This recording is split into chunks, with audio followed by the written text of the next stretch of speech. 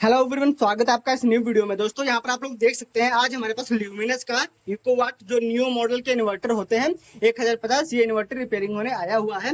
यहाँ पर देख सकते हैं इसमें इस तरीके की पीसीबी पड़ी हुई है। ये 40 पिन की आईसी इंस्टॉल है, आप देख सकते हैं।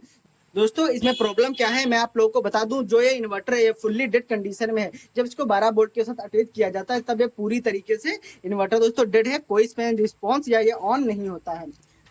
मैं आप लोगों को बता दूं, जो इससे पहले मॉडल के इन्वर्टर आते थे वो ये इन्वर्टर आते थे, इस तरीके की पीसीबी पड़ती थी। ये हमारे लुमिनस इकोवाट 650 के जो इन्वर्टर होते हैं उनमें ये पीसीबी पड़ती है। सबसे पहले ये निकले थे, उसके बाद ये वाला मॉडल आया था। ये हमारे लुमिनस इकोवाट के होते हैं 920, 1050, इस तरीके की पीसीबी आती थी। अगर जो इस मॉडल के इन्वर्टर हैं इनकी ये पीसीबी अगर डेड कंडीशन में चली जाती थी तो इनके कंडेंसर दोस्तों बदल दिए जाते थे। और यहाँ पर आप देख सकते हैं ये हमारी यहाँ पर 1 ओम की रेजिस्टेंस लगी होती है, ये चेंज कर दी जाती थी, बस ये इन्वर्टर ओके हो जाते थे।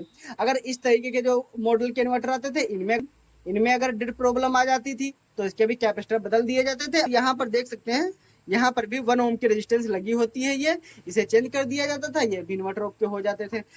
अब इस तरीके के इन्वर्टर निकले हैं और ये भी दोस्तों पूरी डेड कंडीशन में। तो इसमें कौन कौन से पार्ट चेंज करने होंगे ये आज के इस वीडियो में हम जानेंगे। तो वीडियो बहुत ही इंटरेस्टिंग होने वाला है, लास्ट तक बने रहिए। तो चलिए सबसे पहले हम इस पीसीबी को ओपन कर लेते हैं। यहाँ पर आप लोग देख सकते हैं इस पीसीबी को मैंने इन्वर्टर से बाहर निकाल लिया है। जो ये यहाँ पर कैपेसिटर लगे हुए हैं ये यहाँ से लीक हो चुके हैं, देख सकते हैं इस तरीके से वीक हो गए हैं।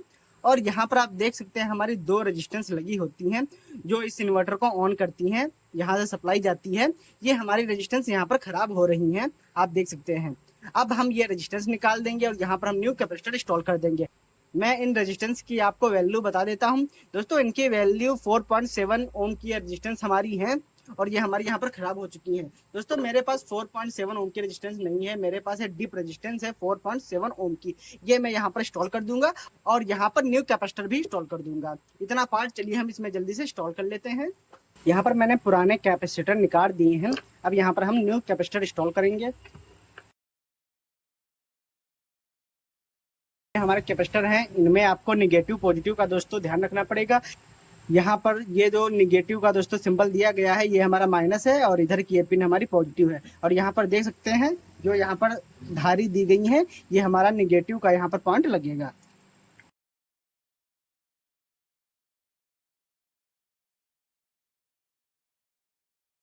यहाँ पर कैपेसिटर मैंने न्यू इंस्टॉल कर दिए हैं। अब इन रेजिस्टेंसों को अभी दोस्तों हम चेंज कर लेते हैं।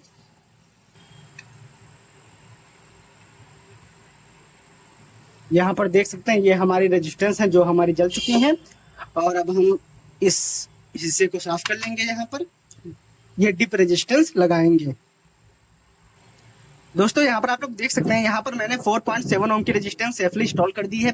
अब मैं इसकी टेस्टिंग करा के आप लोगों को दिखाता हूँ। दोस्तों मैं आप लोगों को इसकी एक छोटी सी इन्फॉर्मेशन दे देता हूँ। अगर आप इसको 12 वोल्ट के साथ अटैच करते हैं बिना फीडबैक के तो दोस्तों ये ओवरलोड के प्रोटेक्शन में चली जाएगी और मेंस का इंडिकेटर भी ग्लो होगा अगर आप यहाँ पर फीडबैक नहीं देते हैं। तो दोस्तों चलिए और इसको किस तरीके से चेक करना चाहिए मैं आप लोगों को बताता हूँ।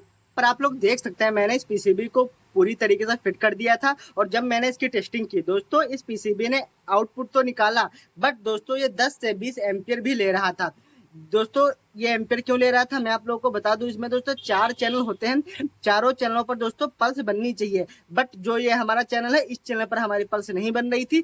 और दोस्तों इस चैनल पर क्यों पल्स नहीं बन रही थी मैं आप लोगों को बता दूं। यहाँ पर आप देख सकते हैं ये हमारे यहाँ पर 1 ओम की रेजिस्टेंस लगी होती है, ये यहाँ पर जल चुकी है, इसकी वजह से यहाँ पर हमारी पल्स नहीं बन रही है। तो चलिए इस 1 ओम की रेजिस्टेंस को भी यहाँ पर हम न्यू इंस्टॉल कर देते हैं।